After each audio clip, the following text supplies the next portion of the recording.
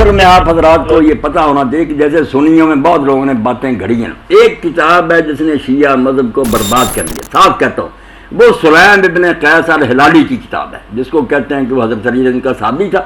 جب حجاج وغیرہ نے پکڑنا شروع کیا, چھپ گیا اور جا کے ایک شخص ابان کے پاس چھپا رہا ساری زندگی, اور مرنے کے وقت کہنے لگا یار میرے پاس ایک امانت لے گی, وہ کتاب دے گیا. پتہ نہیں اس نے دی ہے یا نہیں, ابان نے. اب ابان کے بارے میں آپ علامہ خوئی کی موج مرساری دیکھ رہے راوی, یہ جھوٹے راوی, سارا فساد اس ابان نے ڈالا ہے کہ اپنی طرف سے ایک کتاب کر کر سلیم کے نام لگا دی, یا سلیم جھوٹ بول گیا.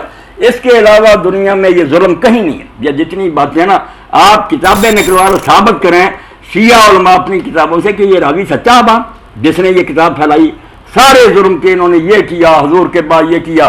تو خدا کے لیے شیعہ حضرات بھی توبہ کر دیں, یہ ظلم ان کی نے کوئی نہیں دیکھے, نہ سنی اپنی طرف سے باتیں گھڑیں, یہ بھی موقع پر نہیں تھی. جو بات دلیل سے ثابت ہوتی ہے اس کو لے لیں. علامہ صاحب بات یہ ہے آپ دیکھیں نا کہ جو مشہور اس وقت صحابی تھے, حضرت سلمان فارسی, حضرت ابو ذر غفاری, حضرت بلال, حضرت عمار بن یاسر, حضرت ابو ایوب انصاری, حضرت مقداد اور حضرت شعیب, حضرت علی علیہ السلام, یہ جو ہے نا اس میٹنگ میں شامل نہیں تھے جس وقت یہ ثقیفہ جو ہے نا وہ ثقیفہ میں یہ جو میٹنگ ہوئی تھی خلافت کی. تو پھر حضرت علی علیہ السلام نے جو ان کی بیعت وغیرہ نہیں کی تھی, یہاں تک کہ آپ کی جو دو تین میں نے سیڑھیاں سنی ہیں جس میں آپ نے کہا ہے کہ جی عمر جو ہے وہ آگ لے کے آپ کی بیٹی کے دروازے پر آئے تھے اور وہ دروازے کو دھکا دیا تھا, ان کا بازو ٹوٹ گیا تھا, بچہ شہید ہو گیا تھا. آخر یہ سارا چکر پھر کیوں ہوا؟ یہ شاہ صاحب آپ نے اچھا کیا, میری بات کو دنیا میں بہت شیعہ حضرات نے بگاڑا, سنی میرے خلاف فتویٰ آپ تیار کر رہے ہیں. حالانکہ میں نے جب یہ بات بیان کی اس کا سیاق اور تھا, میں نے یہ نہیں کہا تھا کیسا ہوا, نہ میں اس کا قائل ہوں. اگر ہوا ہوتا سلیم بن قیس جس کا میں دیکھا اس کی جھوٹی کتاب کے علاوہ یہ باتیں ہوتی تو میں حضرت عمر کو حضرت عمر کیوں کہتا, میں آپ سے پہلے بڑھ کر اس کو برا بلا کہتا. یہ سارے قصے کے دروازہ توڑا گیا, آگ لگائی گئی پیٹ پر, یہ جعلی لوگوں کی روایتیں, شیعوں کی بھی میں نے دیکھ لی, ان کے بھی کوئی اس کے معتبر راوی نہیں, بنائی ہوئی بات ہے, ایسا کوئی قصہ نہیں ہوا. اور جو میٹنگ کی آپ بات کریں, میٹنگ تو کسی نے بلائی نہیں. حضرت ابوبکر عمر نے کوئی کٹ کیا ہوتا خلافت کے لیے تو ضرور ان کو بھی بلاتے. ہنگامی حالات ایسے پیدا ہو گئے کہ لوگ سارے حضور کے کفن دفنوں میں لگے ہوئے تھے.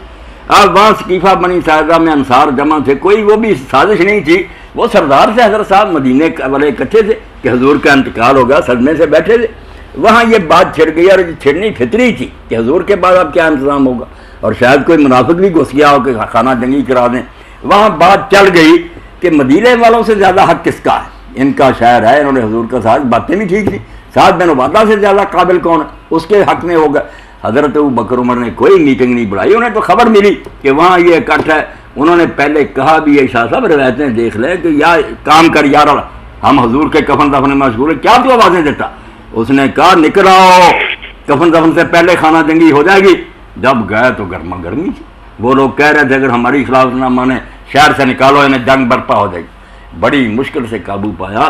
اور حضرت عمر خود کہتے ہیں کہ جو ابو بکر کی بیعت کی طرح بیعت کرے کہ مشورہ نہ مسلمان, اس کی گردن اڑا دو. وہ ہم حضرت عمر کہتے ہیں حالات ایسے بن گئے کہ اگر ہم وہاں طے کر کے نہ اٹھتے جنگ برپا ہوگی.